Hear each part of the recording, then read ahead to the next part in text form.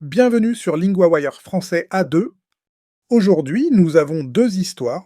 Le Tour de France féminin, une découverte archéologique en mer près de la Sicile. Pour mieux comprendre cet épisode, retrouvez les transcriptions, les traductions anglaises et le vocabulaire expliqué sur linguawire.com.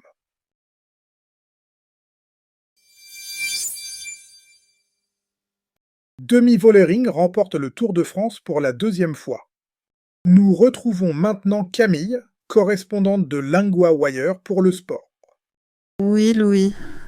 Demi Vollering a gagné dimanche.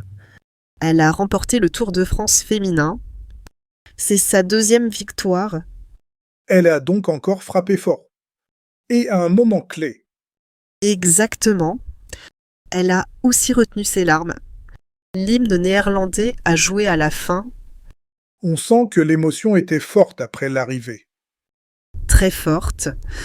Elle a franchi la ligne à Nice. Elle avait une belle avance. Quelle avance exactement? Selon les résultats, elle a fini avec plus d'1 minute d'avance sur Paula Blasi-Cairol. Paula Blasi-Cairol est espagnole. Katarzyna Niewiadoma-Fini était aussi derrière. Elle est la championne de 2024. Donc ce n'était pas juste une petite victoire. Elle a dominé la dernière étape. Oui. À la fin, elle a levé son vélo en l'air. Elle savait déjà qu'elle avait un bon écart. Niewiadoma-Fini était pourtant très proche avant cette étape, non? Oui. Au départ de la 9e et dernière étape, elle avait 8 secondes de retard. Donc une seule étape a encore changé le classement final.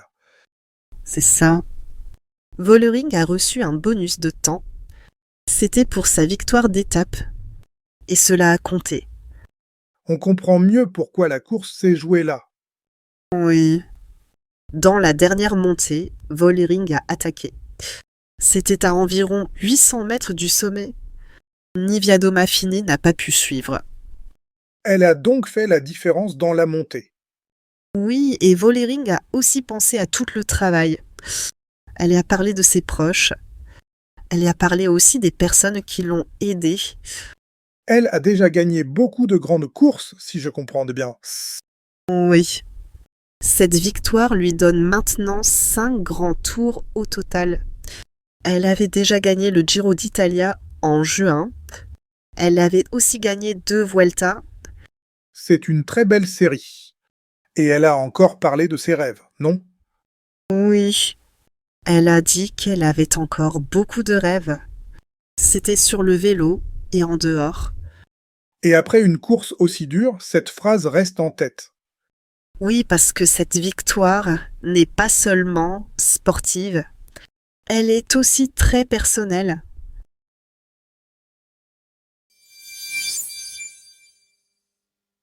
Une épave romaine ancienne a été découverte près de la Sicile. Nous retrouvons maintenant Théo, correspondant de LinguaWire pour la culture. Oui, Louis. Des plongeurs italiens ont trouvé une épave romaine. Elle est au large de la Sicile. Une découverte sous l'eau, donc. Et très ancienne. Oui, le navire aurait plus de 2000 ans. Il se trouvait à environ 46 mètres de profondeur. C'est selon les informations données par les autorités. C'est impressionnant. Qu'a-t-on trouvé sur cette épave? Des centaines d'amphores bien conservées. Ce sont de grandes jarres en terre cuite. Elles servaient à transporter du vin. Elles servaient aussi à transporter de l'huile. Elles servaient aussi à transporter d'autres marchandises. Donc ce n'est pas seulement un bateau. C'est aussi tout un chargement du passé. Exactement.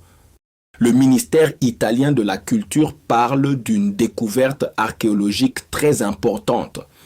Le ministre de la Culture dit que c'est une découverte sous-marine très importante de ces dernières années. Comment les plongeurs l'ont-ils trouvé? D'après le récit d'un plongeur et pêcheur, il a vu quelque chose. Il l'a vu sur son scanner. Cela ressemblait à un gros rocher. Il a plongé pour vérifier. Il a vu les amphores. Donc il pensait voir une pierre et il a trouvé de l'histoire. Oui, il a dit que son cœur s'est arrêté. C'était quand il s'est approché. Il a aussi parlé d'un moment incroyable. Il était parmi les premiers humains à revoir cet endroit. C'était après presque 20 siècles. Les autorités vont maintenant protéger le site. Oui, des plongeurs spécialisés de la police italienne ont été envoyés sur place. Ils doivent sécuriser la zone. Pendant ce temps, les experts étudient l'épave. Ils étudient aussi son chargement. On sent que chaque détail compte, même la vie marine autour du bateau. Tout à fait. Le plongeur a aussi montré des poissons. Il a montré d'autres animaux marins. Ils étaient autour des jarres. Il a dit que la mer ne cesse jamais de surprendre. Et cette découverte rappelle que la mer cache encore beaucoup de choses. Oui, surtout en Méditerranée. D'autres épaves anciennes ont déjà été trouvées.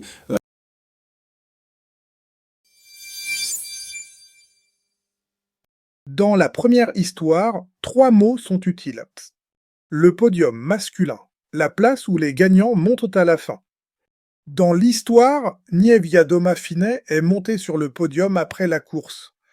Exemple, elle sourit sur le podium.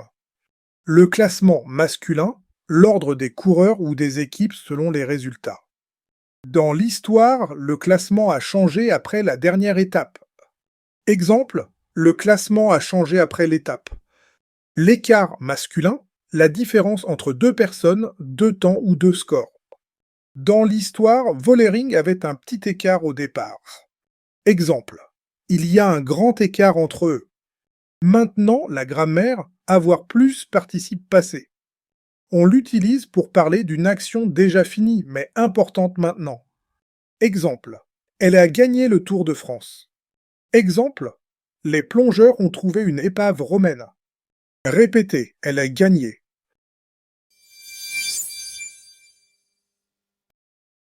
Before you go, do you actually know your level and your strengths and weaknesses? Take LinguaWire's quick language assessment.